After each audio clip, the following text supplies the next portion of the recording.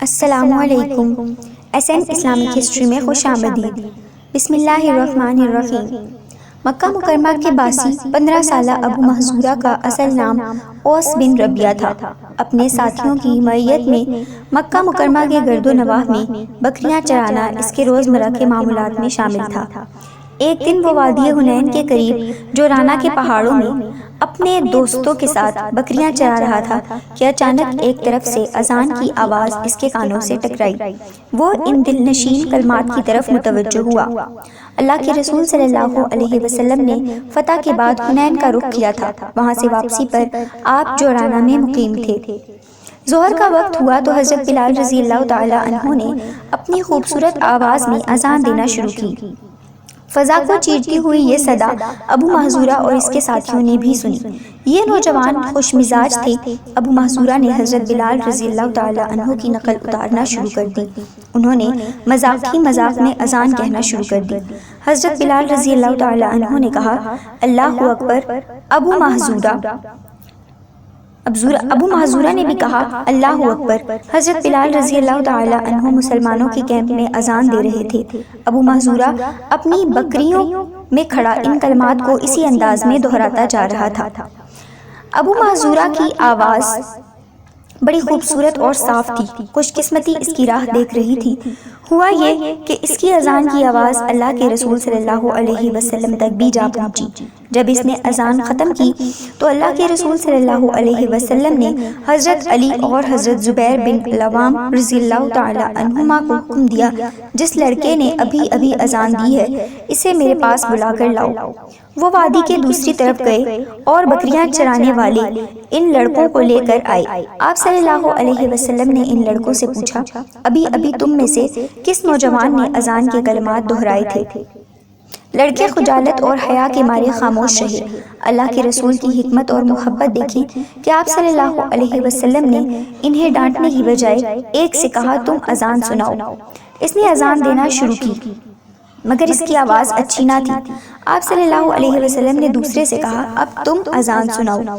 یہ آواز اس کی بھی نہ تھی جس کی سماعت آپ صلی اللہ علیہ وسلم نے فرمائی تھی۔ اب آپ نے تیسرے لڑکے سے فرمایا، اس کی آواز بڑی خوبصورت تھی۔ اس کی کنیت ابو محذورہ تھی۔ اسی نے پہلے حضرت بلال رضی اللہ تعالی عنہ کی نقل اتاری تھی۔ اللہ کے رسول صلی اللہ علیہ وسلم نے اس سے استفسار فرمایا، ابھی تم ہی نے اذان دی تھی؟ ابو محذورہ نے اس بات میں سر ہلا دیا اور کہنے لگا، جی ہاں، وہ میں ہی تھا۔ ابو محذورہ کے دوسرے ساتھی تو بھاگ گئے مگر ابو محذورہ کو بیٹھے رہنے کا حکم ہوا۔ یہ ابھی تک مسلمان نہ ہوا تھا۔ اسے یہ خوف تھا کہ کہیں میرے قتل کا حکم نہ جاری ہو جائے، کیونکہ اس نے تو مذاق میں حضرت بلال رضی اللہ تعالی عنہ کی نقل اتاری تھی۔ مگر رحیم و شفیق اور اعلیٰ اخلاق والے نبی کریم صلی اللہ علیہ وسلم نے ابو محذورہ کی طرف اپنے مبارک ہاتھ کو بڑھاتے ہوئے اس کا امامہ اتارا اور اس کے لیے دعا فرمائی، اے اللہ اسے برکت عطا فرما اور اسے اسلام کی ہدایت عطا فرما۔ آپ صلی اللہ علیہ وسلم نے اپنا مبارک ہاتھ ابو محذورہ کے سر پر پھیرا اور ایک بار پھر وہی دعا فرمائی، اے اللہ اسے برکت عطا فرما اور اسے اسلام کی ہدایت عطا فرما۔ ابو محذورہ آپ کے اخلاق، محبت اور دعا سے اتنا متاثر ہوا کہ اسی وقت کہنے لگا، اشہد ان لا الہ الا اللہ وانک رسول اللہ۔ ابو محذورہ چند ہی منٹوں میں کفر اور شرک چھوڑ کر مسلمان ہو چکا تھا، اسلام کے نورانی راستے کا راہی بن گیا تھا۔ کہاں اس کو یہ خوف اور ڈر تھا کہ کہیں اسے سزا نہ دی جائے، کیونکہ اس نے اذان کا مذاق اڑایا تھا۔ ناظرین کرام، اللہ کے رسول صلی اللہ علیہ وسلم کی بے شمار خوبیوں میں ایک خوبی یہ بھی تھی کہ آپ نے ہر شخص سے وہی کام لیا جس کا وہ اہل تھا، جسے وہ بآسانی انجام دے سکتا تھا۔ ابو محذورہ رضی اللہ تعالی عنہ کی آواز بڑی خوبصورت تھی۔ مکہ مکرمہ فتح ہوا۔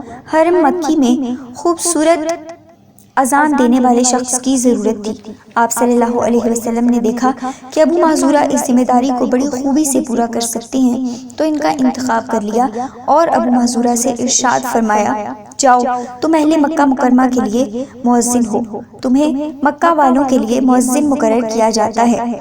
ابو محذورہ رضی اللہ تعالیٰ عنہ نے مکہ مکرمہ پہنچ کر بیت اللہ شریف میں مؤذن کی ذمہ داری سنبھال لی۔ ناظرین، اگر آپ کو ہماری یہ ویڈیو پسند آئی ہو تو ہماری ویڈیو کو لائک کریں اور ہمارے چینل کو سبسکرائب کر دیں۔